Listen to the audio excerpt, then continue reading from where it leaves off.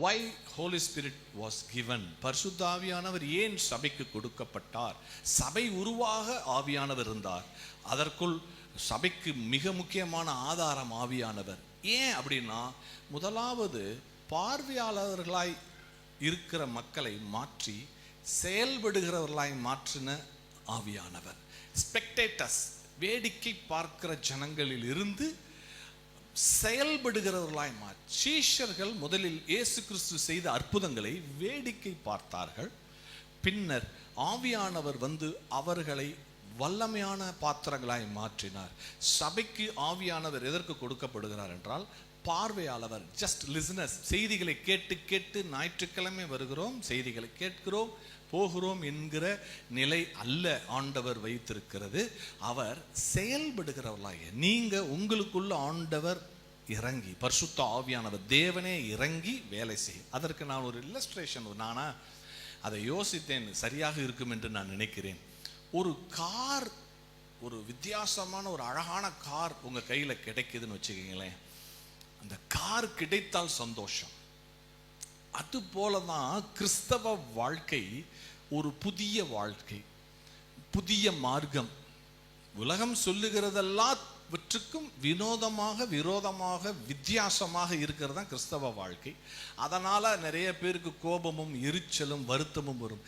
உலகம் சொல்லுகிறது எல்லாம் எளிதா இருக்கும், நல்லதா இருக்கும், சந்தோஷமா இருக்கும். ஆனால் வேதம் சொல்லுகிறதும், கிறிஸ்தவ வாழ்க்கை என்பது ஒரு வித்தியாசமான வாழ்க்கை. அது பரலோக தேவனுடைய எண்ணங்களை பிரதிபலிக்கிற ஒரு வாழ்க்கை. அது ஒரு புதிய கார் போல வைத்துக் கொள்ளலாம். ஒரு நியூ கார், ஒரு அழகான கார்.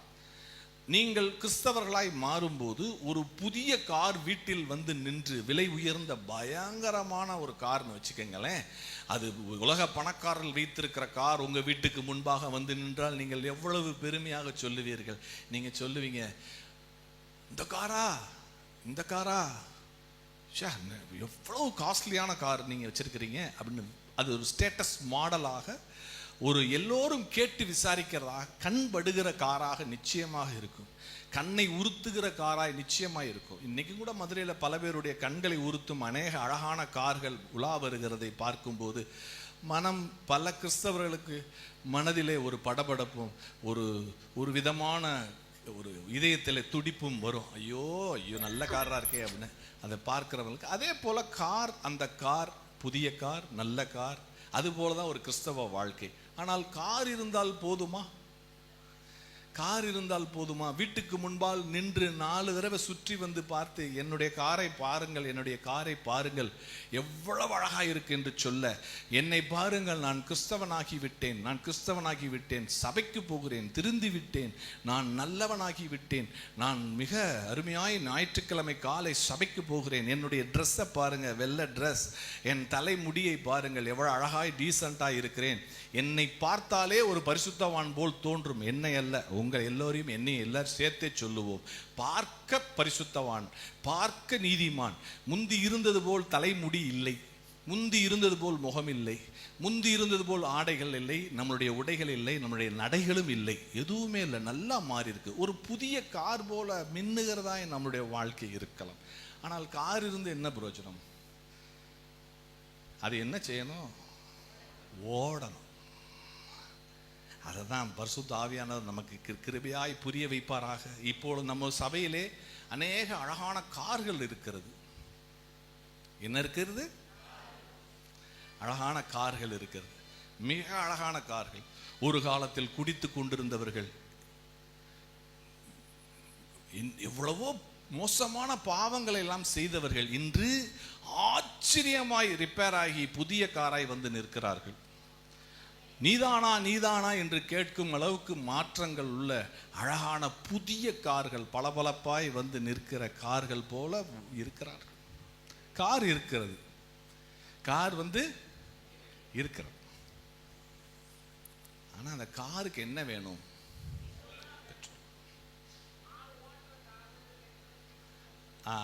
ஓட்டுறதுக்கு பெட்ரோல் தேவையானது, எரிசக்தி, the fuel. ஒரு கிறிஸ்தவ வாழ்க்கையை ஓட்டுவதற்கு அல்லது இயக்குவதற்கு பரிசுத்த ஆவியானவர். நம்ம அதனால தான் நிறைய பேர் நினைக்கிறோம், சர்ச்சுக்கு வந்தாலே போதும்னு கிடையாது. இல்லை, அடுத்த ஸ்டேஜ் நம்ம நிறைய பேர் காரை வீட்டுக்கு முன்னாடி நிறுத்திட்டு என் கார் இருக்கு நான் இந்த கார் எடுத்துட்டு நீங்க வெளியே போனீங்களா, இந்த கார் எடுத்துட்டு சந்தோஷமா வெளியே சுத்திட்டு வந்தீங்களான்னு கேட்டா இல்ல காரெல்லாம் சுத்தலைங்க, கார் எங்க வீட்டுக்கு முன்னாடி இருக்கிறதே சந்தோஷம் பெருமை. நிறைய பேர் வந்து கேட்டு போறாங்க, எப்படி நீ இப்படி மாறிட்ட, எப்படி நீ இப்படி மாறிட்ட, அப்படி இருந்த நீ இப்ப இப்படி மாறி இருக்கிறே எப்படி அப்படின்னு கேட்குறாங்க. சந்தோஷமா இருக்கு எனக்கு, அதுவே போதுங்க, கார் ஓட வேணாங்க. அப்படி சொல்லுவோமா நம்ம? அப்படி சொல்லுவது போல் இன்னைக்கு நாம் இருக்கிறோம் என்பதை ஆண்டவர் உங்களுக்கு சொல்லி கொஞ்சம் விளங்க வைப்பாராக. நீட் தேவை இருக்கிறத நான் சொல்றேன், நான் அந்த தேவைக்காக சொல்றேன்.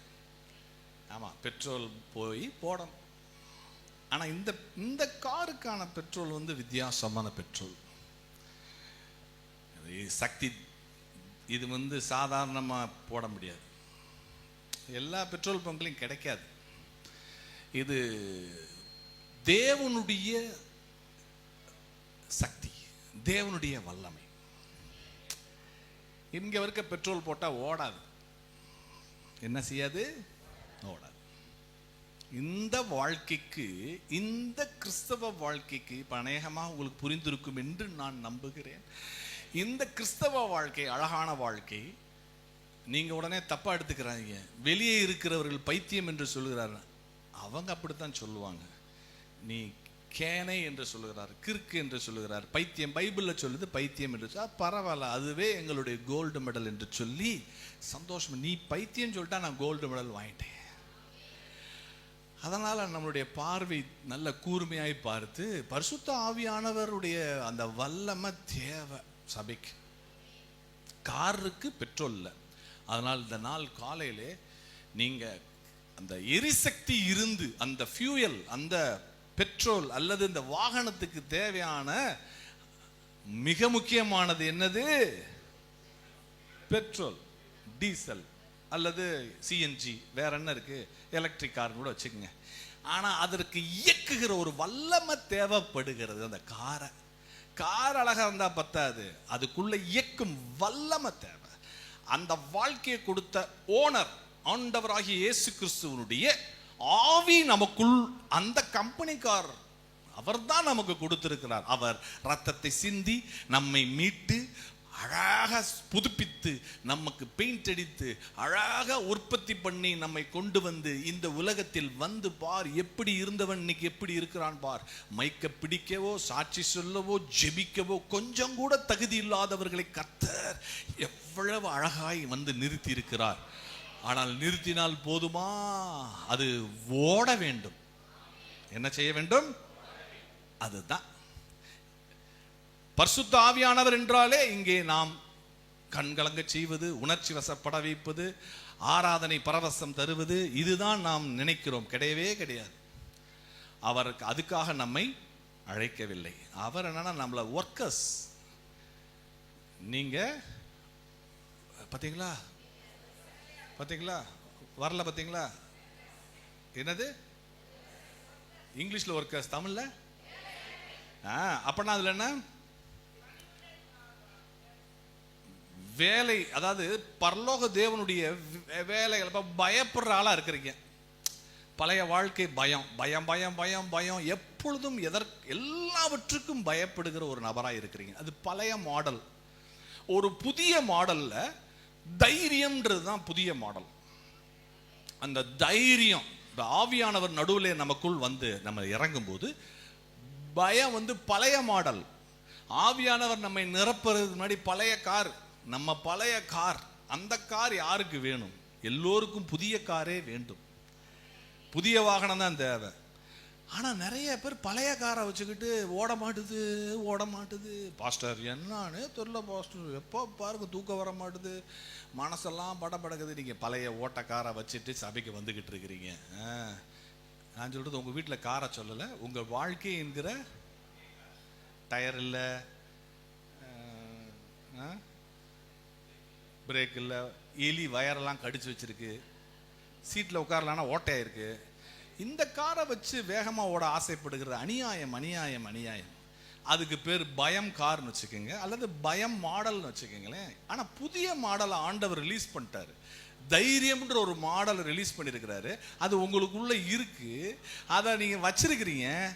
ஆனால் பழைய காரவே எடுத்து ஓட்டிட்டு புதிய காரை நிறுத்திட்டு, பாஸ்டர் 6 நாள் பயங்காரில் நான் ஊருக்குள்ள மார்க்கெட்டுக்கு போகிறேன், சொந்தக்காரங்க வீட்டுக்கு போகிறேன், அந்த கார்லேயே தான் நாங்கள் ஃபேமிலி பயம்ன்ற காரில் தான் பாஸ்டர் நாங்கள் போகிறோம். எங்கள் சொந்தக்காரங்க வீட்டுக்கு போகிறோம், மார்க்கெட்டுக்கு போகிறோம், டாக்டர்கிட்ட போகிறோம். டாக்டர்கிட்டலாம் அதில் தான் நாங்கள் போவோம். ஸ்கேன் சென்டருக்கு அதில் தான் நாங்கள் போவோம். அப்புறம் தைரியமான காரை அந்த மாடல் எப்போ போய் சண்டே மார்னிங் தைரியமான காரை எடுத்துட்டு வருவோம். என்ன கார் எடுத்துட்டு வருவோம்? சண்டே மார்னிங் மட்டும்தான் அந்த சர்ச்சுக்கு அந்த காரை எடுத்துட்டு வருவோம். தூசி பட்டுரும் பாஸ்டர். அந்த கார் ரொம்ப பத்திரமா வைக்கணும். அது எப்படி எடுத்துட்டு வர்றீங்க? தூக்கிட்டு வரேன் பாஸ்டர், ஓட்டிட்டு கூட வர்ற. அதே மாதிரி பலவீனம்ன்ற கார் இருக்கு, பழைய கார், அது ஓட்ட கார். எல்லாருக்குமே ஆசை தானே, மாற்றத்திற்கு ஆசைப்படாத இங்கே ஒருவர் கூட இல்லை.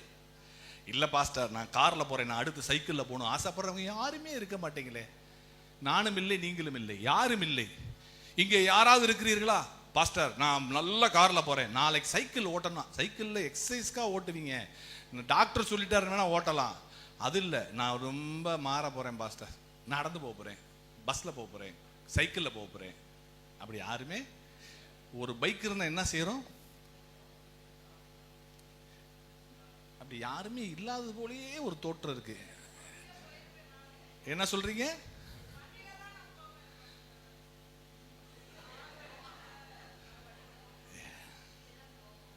சரி, ஒரு ஆட்டோலயா போய்கிட்டு இருக்கீங்க, அடுத்து கார் விரும்புறீங்க. ஆமா, ஒரு மாற்றம் விரும்புகிறீர்கள். என்ன விரும்புகிறீர்கள்? மாற்றம் விரும்புகிறோம். மாற்றம் விரும்புகிறோம், மாற்றத்தை விரும்புகிறோம். அந்த மாற்றம் ஆசைப்படுகிறோம், ஆனால் கண்ணில் தென்பட மாட்டுது. அதனால் இந்த ஓல்டு மாடல்லாம் விட்டுட்டு புதிய மாடலாக பரிசுத்த ஆவியானவர் அப் டு டேட். ஏஐ வந்தாலும், ஆர்டிஃபிஷியல் இன்டெலிஜென்ஸ் வந்தாலும், ரோபோ வந்தாலும், அந்தி கிறிஸ்து வந்தாலும், அந்தி கிறிஸ்துக்கு முன்னாடி நமக்கு எல்லாருக்கும் வேலை இருக்காது, இருந்தாலும் எல்லா கொந்தளிப்புகள் தொழில்நுட்ப வளர்ச்சியில் வந்தாலும் ஆவியானவரே, ஆவியானவர் எங்கே உண்டு அங்கே உண்டு. அவர் இருக்கிறார். ஹல்லேலூயா. அநேகர் அக்கினியை விரும்புகிறோம். அக்கினி வேண்டும், அக்கினி வேண்டும் என நிரப்ப வேண்டும். ஆனால் பாரம் வேண்டாம், கர்த்தர் கொடுக்கிற பாரம் வேண்டாம். எனக்கு அபிஷேகம் வேண்டும், அபிஷேகம் வேண்டும், அபிஷேகம் வேண்டும். ஆனால் பொறுப்பில்லா அபிஷேகம் வேண்டும். நான் எந்த பொறுப்பு எடுத்துக்கிற மாட்டேன், நான் அபிஷேகம் வேண்டும். வல்லமை வேண்டும், வல்லமை வேண்டும், வல்லமை வேண்டும். ஆனால் சாட்சியில் ஏதாவது நான் வம்பு எனக்கு வேணாம்ப்பா, அதெல்லாம் வேண்டாம். அதனால் நாம் நிறைய விஷயங்களை என்ன செய்கிறோம் என்றால் புரிந்து கொள்ளாமல் இருக்கிறோம். இன்னைக்கு நமக்கு தேவை, இந்த காலையில் நமக்கு தேவை ஒரு வல்லமை, ஒரு வேலை. இந்த சபையில் நான் கார் வச்சிருக்கேன், அதுக்கு ஃபியூயல் இல்லை அப்படின்னா நல்ல நற்செய்தி இருக்கிறது. என் வாகனம் ஓட வேண்டும், ஐ வாண்ட் டு மூவ், நான் வேகமாய் செயல்பட வேண்டும். பாஸ்டர் நீங்கள் சொல்கிறதெல்லாம் நல்லா இருக்கு, ஆனால் வாழ்க்கைக்கு ஒத்து வராது போல இருக்கே. துட்டு இல்லாமல் என்ன பாஸ்டர், வெறும் வல்லமை வல்லமை வல்லமை வல்லமைன்றீங்க. துட்டு இல்லாமல் என்ன செய்வது?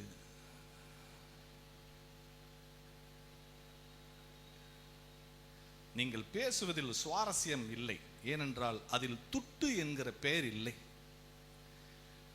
அக்கினி இருந்தன்னா, அபிஷேகம் இருந்தன்னா, வல்லமை இருந்தன்னா, சக்தி இருந்தன்னா, பணம் வேணுமே அப்படின்னு சொல்லி நிற்கிறீங்க. அடுத்ததாக நான் அதை பேசுகிறேன். பரிசுத்த ஆவியானவர் உங்களுக்கு உதவி செய்வார், கர்த்தர் உங்களோடு பேசுவார்.